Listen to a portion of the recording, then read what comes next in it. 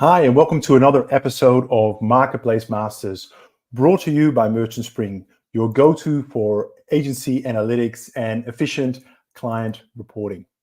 We dive deep into the world of e-commerce, addressing the challenges that agencies face in improving performance. And that includes how to scale up and how do you build efficient operations to really underpin your growth. I'm your host, Paul Sonneveld, and today we're going to explore just that, how to systematize your Amazon operations to ensure high quality work and thereby happy clients and an agency profitability all the time. Now, I have invited Anton Kimfors to join me for this topic today. He's kindly offered to share his valuable expertise and perspectives on how to actually do this. Now, allow me to introduce him. Anton is the founder and CEO of Sellwave, a full service agency completely focused on Amazon. He helps Swedish companies reach out and succeed on Amazon, both in Europe and elsewhere. Anton has been selling on Amazon himself since 2015, and in 2017 actually started his agency Sellwave.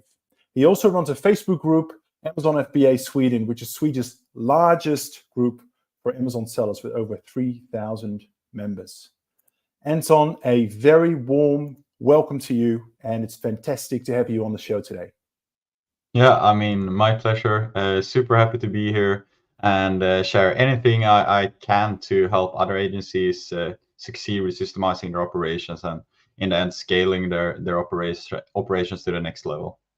Yeah, no, that's. I know this topic is so important because a lot of agencies will start out sort of as like consultants, and they're managing all the clients themselves, and sort of client service skills and knowledge helps a lot, but then growth from there can be really hard, and it's really easy to lose clients in the process. So before we dive into the topic, I actually wanted to ask you, what got you thinking about this particular topic, and why is it a passion of yours?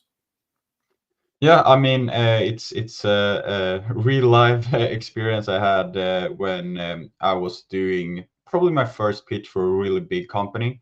So, as you begin your journey, whatever company, when you begin your journey, you usually have smaller clients. But then suddenly I had the opportunity to pitch for this huge company in Sweden. And they had another agency already doing their Amazon operations. And we won the deal, and we had this handover from the other company, and I realized that this big company, they haven't really built any system for their Amazon operations. They have basically hired someone that says, I can do Amazon. And during the handover, it was clear to me that they have miserably failed like everything. For example, the PPC was horrible. And that was when I realized that, hey, I want to scale this company, but if I should scale it, it has to be done some other way. It can't be done just by hiring people and then letting them handle things. We have to systemize things to be able to assure high quality, and that's of course beneficial for both the clients and for ourselves, since we could then deliver high quality and over time charge more money, etc. Yeah, and it's you can't build a business on trying to hire like superstars that can do everything. They tend to be rather expensive and super hard to find as well. So much better off systematizing Right. things. So yeah, let's talk about that. Like, what are the benefits? Like, why as an agency should I be thinking about this?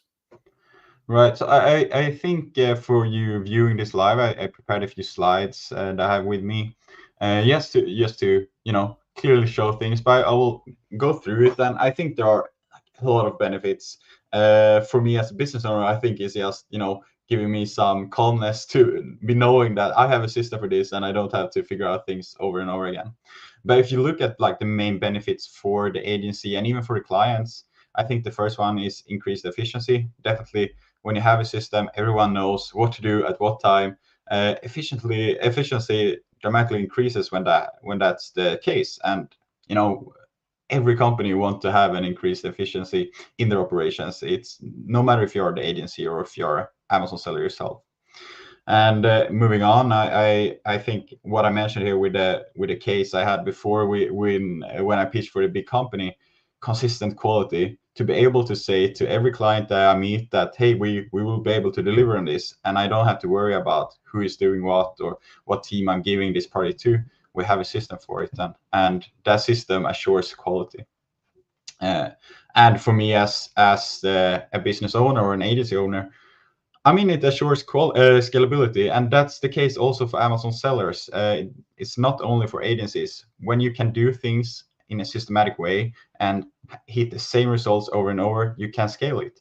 So, for example, if you are a US seller and you want to be selling in EU or in Australia or Japan, if you have a scalable system for it, it makes it so much easier. I think this is quite overlooked, but I think it enhances the strategic focus. When you are, especially for agency, I would say, because when you are an agency, you tend to just, say yes to everyone, no matter what client is asking for. You'll just say yes because you want that business and you also want to help your client succeed. But when you have a systematic way of working, it should also be clear exactly what you're doing, and that makes it so much easier for you to put focus on the strategy and also have more focus on the business overall, because you do exactly what you say and nothing else, and that's a huge power for you as a company. And maybe something else that's often overlooked, for especially for agencies, you have a lot of people. You work, maybe for example with us, we work a lot with employees, but also with freelancers. And being able to manage those human resources, it takes a lot of time, and it's usually quite hard to understand who's doing what and what cost is it and what do we make on this, and what's reasonable to do in the different projects. But when you have a system for it, it's so much easier to plan those resources and see who's overworked maybe, or who's doing too little of performance or work. It makes it just so much easier, everything basically. But I think these are the main things that we have really improved in our company since we started to improve the systems. Yeah, no, that's a great outline, and particularly some of the things there I hadn't thought about, like the strategic focus. I remember many years ago when we still run an agency. I tend to be a bit of a people pleaser, so I'd like to just be busy and tick boxes, and at a personal level, it just satisfies me. But a lot of those things, looking back now, weren't necessarily in that sort of strategic and urgent priority matrix. They're more sort of probably urgent, but just ticking boxes and not actually moving the business forward. So yeah, some really great insights. And I think it's okay to actually say yes to things, but you should, when you have a system for it, it makes it so much more clear how much that costs you. So, for example, if you have let's say our company, we have a few clients that are bigger than the other clients, I would say, and it's not like the wrong thing to do to say yes, but you should be aware of the cost of it, and then you can also charge for it. So let's say you have like someone that wants these super complicated reports or whatever. Okay, fine, we'll do it, but that will cost like this much more because we have to do this and this, and then you're at least aware of like all the costs, all the resources, and what you actually make from it. Yeah, no, that makes sense. So yeah, how do you get started? How do you actually systematize your operations? Because I think probably very few viewers that sort of would disagree with the logic, right? But getting started is sometimes the hard bit. I mean, how did you start, or how do you recommend listeners get into this? I mean, so I'll go through the building stones of what I think is needed, and then I can go into how you actually do it, or how we have done it at least. So when it comes to the building stones, I mean, and this is very common, but it's so important and it's often overlooked. You have to know what has to be done, who is doing it or doing it at this time, and why they are doing it. If you can't say why someone is doing something, it's hard to motivate people, and it's hard to know why you're even doing it in your own workflow, and then when you're doing it. So those are the 4 whys. But then you also have to, if you want to scale business and actually do it efficiently, you have to know exactly how to do it. I think it's very often, for example, this big pitch I talked about before, I'm quite sure the people in their team knew who to do what and when they should do it, but they didn't really know how to, for example, optimize their PPC or how to upload new products to Amazon efficiently. So all those 4 whys plus the age, I think it's super important. That's the basis for everything when it comes to scaling things. But then if you actually move on to the next part, I think it's about the different parts that builds the company, right? So if you look at these 4 whys and H, the whys, you have to know not only at each task level. So let's say we have a project management system, and every task should clearly say what is done, who should do it, when should it be done, etc. But it's not only on the task level, it's at the company level as well. So if you look at what we're doing, you have to look at your offerings as a company. We as a company, we have 4 main services, and that's what we offer. We offer nothing else, and that's what we are doing as a company. So that has to be super clear, and it should also be super clear for the client. Okay, I'm buying whatever from this company or this agency, and it should be super clear what they are getting. I think a mistake from our company before was that we offered a full service offer, and a lot of people took it, but it wasn't really clear what was included, and they requested things because they thought it was included, but we thought it wasn't. It has to be super clear for both you and your clients. And this is, of course, also true for Amazon sellers. You have to be super clear with what are you doing in-house, what are you putting on freelancers or other agencies, etc. So you know your areas of action and what you actually should systemize internally. Then I think it comes to the who, the teams and the roles. You have a team and you build a team, but it has to be clear who has what responsibility. And I think a lot of times you miss the accountability. It has to be clear who's accountable for what numbers, what KPIs, not only responsible for tracking, measuring, working on it, but if shit hits the fan, who is accountable for the issue?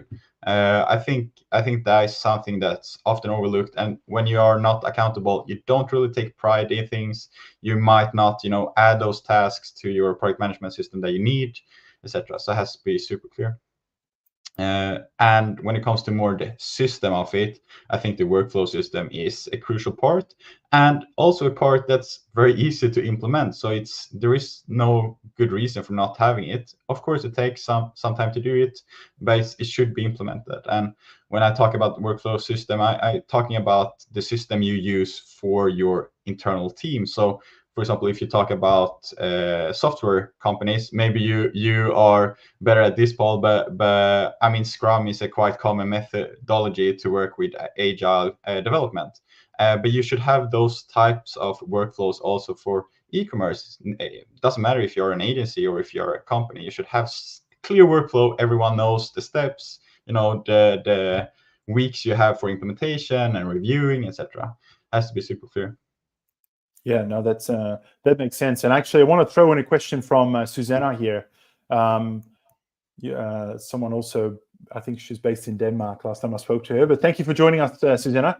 Just a very practical question. I have the same one. Do you use a project management system? I was even going to say, do you use a workflow system? How do you? Is there a particular glue that you use? Particularly around responsibilities, tasks, accountability, and the like. Right. So for project management, we use ClickUp. I think it is a great tool. I think especially for an agency, I think that's amazing. We have used other tools before that I won't mention because I wouldn't recommend them. But I think ClickUp is a great tool, and that is basically because it's so customizable. And I think as long as you come up with your workflow, either by copying someone else, for example, just like copying Scrum, or if you build something more custom to you, you can make it happen in ClickUp, which I think is great. But I know also there are a lot of other great tools. Asana, I think, is a great tool, and I know a few more that I forgot the name about now. But yeah, I think I would recommend ClickUp from my experience. Yeah, certainly ClickUp seems to be, certainly as I talk to our customers, it's kind of ClickUp, Asana, Monday.com every now and then. And I'm sure there's other great tools out there. Yeah, and now since you mentioned, maybe I just want to highlight, we used Monday before, actually, Monday.com, but we found it quite troubling in a lot of cases. So if you haven't decided on a system, I would definitely go with ClickUp over Monday, just because of the functionality. It's from my experience, it's much easier to customize. And just for the record, you're not an affiliate of ClickUp, right? This is unsolicited unfortunately trial not. and error feedback. Yeah. Yeah, definitely, definitely. It's I have nothing to win on it, I mean, ClickUp has their issues as well, but I think overall it's just much better tool. Yeah, no, that's great, man. I appreciate your frankness, and just maybe when others can take a few shortcuts building on your experience. So let's just go a little bit deeper, right? Because I think the framework is great. I love these slides, the context, and sort of making sure that we've covered all bases. But how do you actually assure, that high quality consistency because you can sort of standardize operations, you have a process, but how do you ensure that the output is of high quality, like every time, all the time? Yeah, I think that actually ties quite well together with the workflow system. So I'll just jump a slide here, just to have a few bullets for you who is looking at this live. So, I mean, I will start now. I have a few other bullets here, but I'll start with the workflow system. I think it's super important to have a workflow system, but it's very important on how it's not only having it, right? You have to actually building it around the quality, because the quality is really what we are trying to assure here with the workflow system. So, I mean, you can do it so many ways. As mentioned, like Scrum is one method, and they have their own system for it if you're using Scrum. We have done it quite easy because we want to be agile, but still assure high quality. So we have built a 3-step process. Basically, everyone in a team can add new tasks to our workflow. And that's important. It's very important that everyone is accountable for their own KPIs. You can't have like someone being accountable for everything. Everyone has to take accountability for their own KPIs, their own work. So everyone can add a task to a workflow system, and they add it typically to the backlog. And then we have a process there when we have a team lead going through the items in the backlog and is looking through every task, assuring that this is something they actually want to do, because they have a better overview of the whole project. And they also can look at, do we actually have all these 4 Ys and H, as we talked about before? Is it clear who's doing it? Is it clear when it should be done, how it should be done, etc.? So that's the assuring that we actually work on what should be worked on. And then on the other side of it, when the work has been done, we have a team approval step where we have the team lead again looking through the work that's been done, and yes, assuring that the quality is what we need, is what the client need. In our case, that's super important for us, because we don't want to deliver any work that we are not proud of. We have to have some type of quality assurance before the approval of the client. And then if the team approves, depending on task, we'll also then ask the client for approval. So it's a 2-step approval. And that's also, I think it's something our clients appreciate, because previously we only did the work and then we sent it to the client. And I mean, 50% of the time the client would have something they didn't really like. But now when we have this step, I think we have went down to probably like 10-5%, somewhere there. And we also can assure the client that, hey, you don't please look at this. But yes, so we also have a senior team lead that already looked through and it looks good. I think that builds a lot of trust, and they can see over time that we actually do deliver on the work.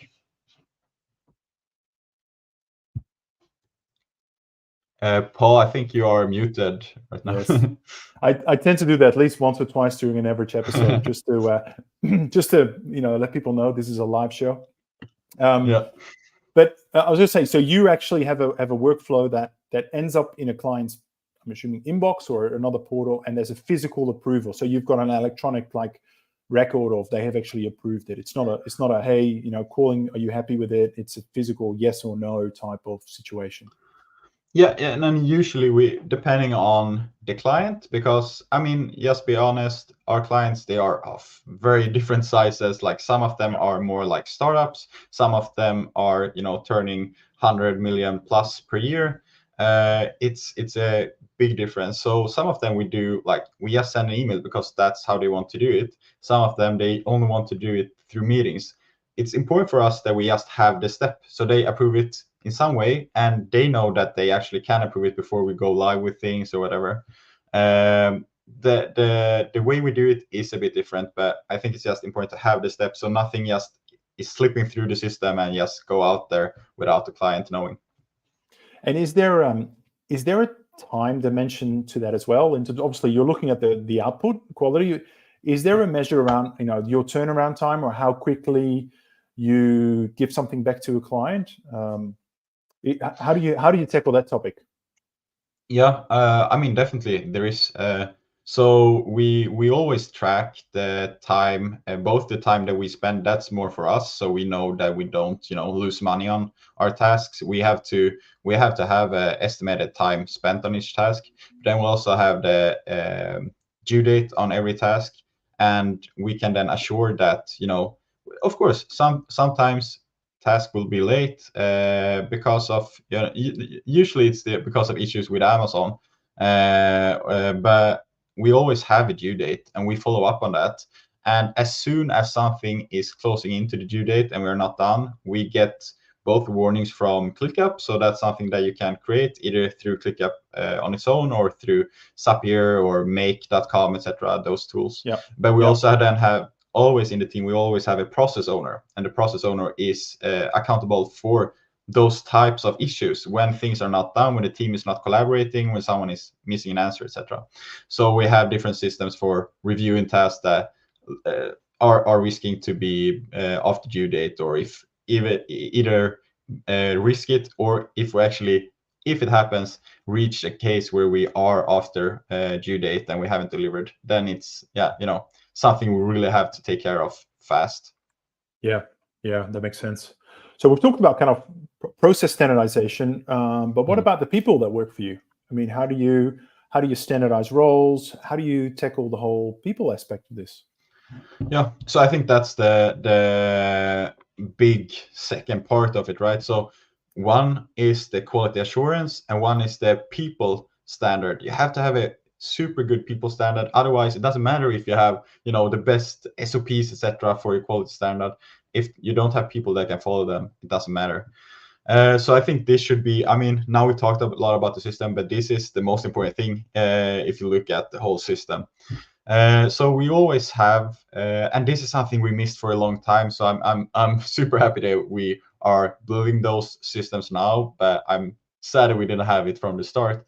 We always have a very clear onboarding process with training immediately. So that's also much easier to do when you have clear roles. When we onboard a new PPC specialist, we have the onboarding and we teach them, for example, our different tools that we use, our systems, our quality standard system. It has to be super clear for it to work. And that also then ties in again to the roles. Everyone should be, they know exactly what their KPIs are, what they are accountable for, the responsibilities, etc. So everything ties together, and it's super important. Of course, a big part of this is the hiring process. I must admit I definitely don't feel that I'm the best at the hiring process. But again, we have to have it systemized. So again, when you have the roles, it's much easier to create those job posts. It's so much easier to understand who is a good fit when you look at the different accountabilities, etc. So building everything together and connecting it to the quality standard, I think that's something that's like, for me, I'm not in no sense the hiring process expert, but when I have the quality standard, it makes it so much easier to also at least deliver okay on that. And then, just being very honest, especially when it comes to freelancers, if you're not able to deliver on our quality standard, you can't be part of the team. That's like the quality standard. Following it, that's the first binary choice a freelancer has to make or an employee has to make. Am I actually following this? If not, I can't be part of this team, and that has to be super clear. And you can't have any cases where you have people not following the standard. Then you lose everything. Yeah, no, for sure. And it becomes very objective, right? I was going to, I'd love to sort of talk about people. And by the way, I've made lots of hiring mistakes over the years. So I'm probably in the same boat as you. I guess every time you learn a little bit. Yeah. But if you go back to when you started your agency and maybe you're making your first hire versus how you think about hiring now, particularly as you grow larger, as you need to, people sort of need to adhere to a process and structure. How has that changed your hiring approach, or at least maybe the characteristics that you look for in a person as you consider hiring them? I think maybe if I mean a lot of things, of course, but if I'm just looking at the most important things, I would say it has to be like explicit agreements and looking at facts and not opinions. So let me start with the first one. When I hired someone before, in the beginning, it was only like freelancers, VAs, etc. But I think it's the same case for no matter if you're a freelancer and what role, etc. Has to be very clear exactly what you expect, and it has to be very clear for the one taking the work what is expected from them. Before, I think I just waited for them to deliver, and I didn't really say when I wasn't happy with the work or when I expected something more. But as soon as you have those explicit agreements on the expectations, I think it becomes so much easier to work together and to actually look at the work they perform in a clear way. It's much easier than to talk about the actual work and not about them as a person, like focusing on the actual work and not how they are not performing. If the job is not good enough, it's not good enough, and that has to be clear for everyone. And you have to expect, for example, they have to expect me to actually tell them, because otherwise it's hard to build trust and actually improve the performance over time. And then I think that then ties together to the thing with facts over opinions. When you actually look at the KPIs and when you look at the facts or the agreements you already agreed on, it's so much easier to then say, hey, did you reach this? No, yes, not I feel I reach it. It shouldn't be a feel question. It has to be facts. Of course, like I very much feel empathy for people, etc. It's not about that. You should still be able to talk about how you feel about projects or opinions, but when you actually look at the performance, did you actually follow a quality standard? Yes, no, that's binary. Did you come in time to the meeting? Yes, no. I mean, those things has to be just fact-based, and I don't think, especially if you're building a systemized, probably also a digital company, has to be like that. It can't be built on opinions or subjective thoughts. It's not possible. Yeah, it's. I think what you're almost saying is by having systems, processes, and thereby expectations that are super clear, actually people management becomes a little bit easier in a way. You're not dealing with grays, you're not dealing with opinions, different interpretations. Yeah, I think, and I think that's been why we're focusing so much on it. I think everything becomes easier. Having people, it becomes easier for them to deliver work. It becomes easier for me as the company owner to review work, etc. It becomes easier to pitch for new clients because it's very clear what we're doing and what we're not doing. The clarity becomes a huge power or value in the company, both internally and externally. No, that absolutely makes sense. Now, I do want to get to a little bit of the kind of the other side of this, right? Where it's, because if we were to sort of leave the show here now, people would think, oh, great advice from Anton. He started as a small agency and he's just built up processes and structures, and everything has been humming along. It's grown, but I'm sure there have been some painful learnings along the way, some what I would like to call like speed bumps. Right. What are some of the biggest challenges? And I'm actually plagiarizing this question from Susanna, who's asked a great one. What are some of the biggest challenges that you've encountered as well as you've gone through this kind of transformation, implementation, capability building exercise? Yeah, and just to be honest, there are challenges every day. It's having systems doesn't make all the issues disappear. It just makes it easier. But definitely, there are a lot of problems always, and having a system, I think, just makes it easier to solve those issues.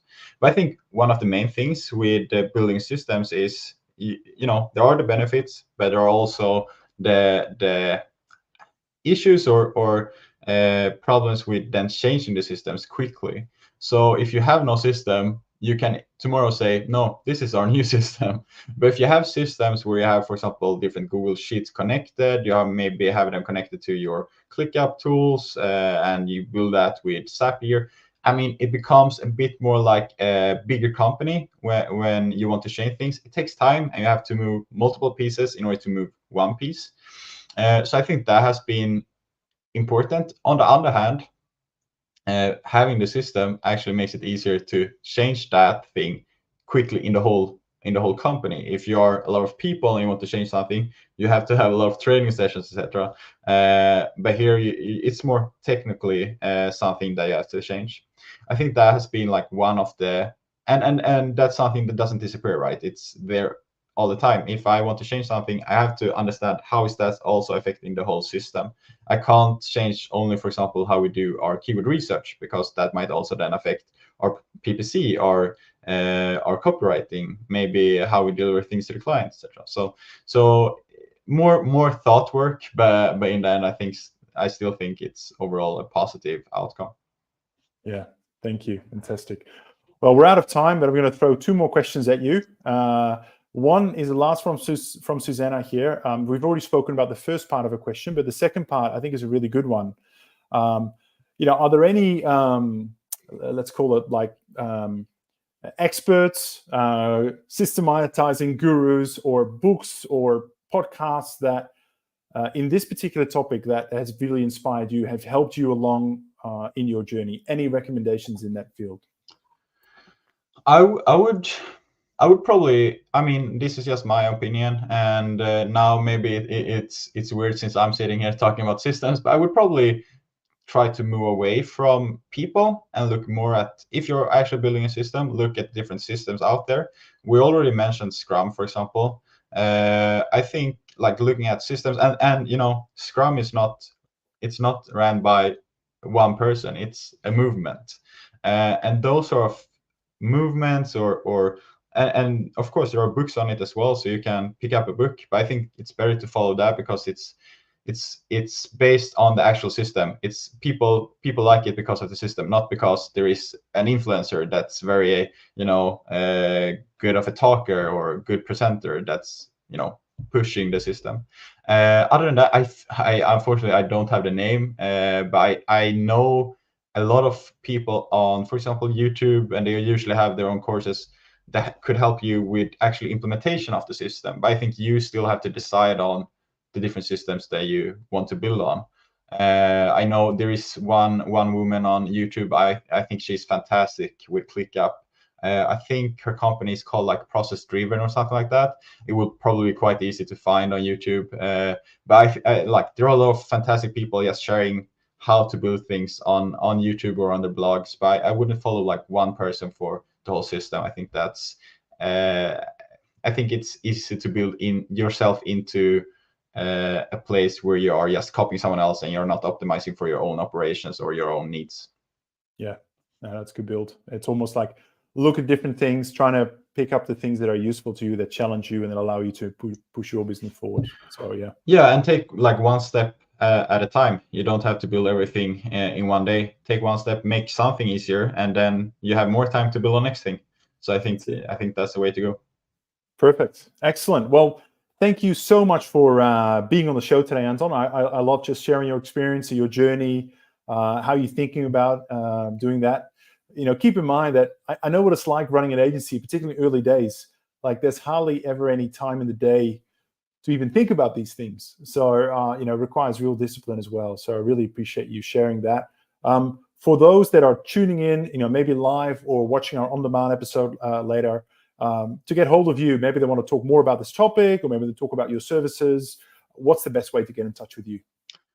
I mean, first and foremost, my pleasure. It's really nice to be able to be here and connect to both you, of course, and to everyone else that wants to talk about Amazon and maybe specifically then how to systemize operations. Never be afraid for reaching out. And reaching out, you find me easiest if you just send me an email at Anton at sellwave.com or .se if you are in Sweden. And currently, I think, unfortunately, we have not launched our new website yet, but we have a website coming up for our international visitors. in just a few days here. So sellwave.com is probably also somewhere you can go if you look at this a few days after the recording. That's fantastic. Thank you so much, Anton. Really appreciate it. Thank you very much. I appreciate it a lot. All right, everyone, and that is it for this episode of Marketplace Masters. Thank you so much for tuning in. I hope you found today's episode on Amazon operations and really how you scale it and how you systematize it, particularly as a small agency moving to a medium-sized agency. Hope you found that useful. Now, if you're hungry for more, don't forget to visit our video on demand library on our website. Just go to merchantspring.io and there's a menu item there, resources, on demand library. You'll find a treasure trove of other videos, insights, and blogs. And of course, if you are aiming to streamline your operations, and particularly analytics components and client reporting to gain some sharper insights and save some time, make sure you reach out to Merchant Spring or reach out to me, and I would love to show you what our product can do for you. Lastly, of course, I am all ears for what you would like to hear next. I'm actually on a bit of a mission to lock in speakers and topics for the next quarter and the one after. So if you've got great suggestions, either in terms of topics or speakers, please drop me a note on LinkedIn, and I'd love to follow that up. Until then, next time, keep thriving, keep innovating, and thank you so much for listening. Take care.